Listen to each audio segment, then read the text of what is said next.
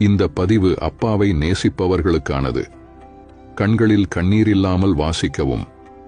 அப்பா என்ற ஆணழகனுக்கு அழத் தெரியாது. குடும்பத்திற்காக மாடாய் உழைத்த போதும், பிள்ளைகளின் பசியாற்ற ஓடாய் தேய்ந்த போதும், என்னடா வாழ்க்கை இது என ஒரு நாளும் அழுதிருக்க மாட்டார்.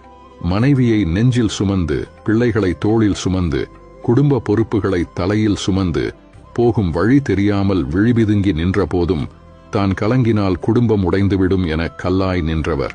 நாம் அவரை கல்லெனவே நினைத்துவிட்டோம். அம்மாவிடம் ஒட்டிக்கொள்வோம், அப்பாவிடம் எட்டி நிற்போம், முகம் கொடுத்து பேசிய வார்த்தைகள் சொற்பம் என்போம். ஆனால் தோல்வியில் துவளும் போது பிடித்து கொள்ள அப்பாவின் கைகளை தான் முதலில் தேடுவோம். நம்மை அள்ளி அணைத்து முத்தமிட்டதில்லை என்றாலும் தள்ளி நின்று உணர்ச்சி வெள்ளத்தில் ததும்பும் ஜீவன் அது.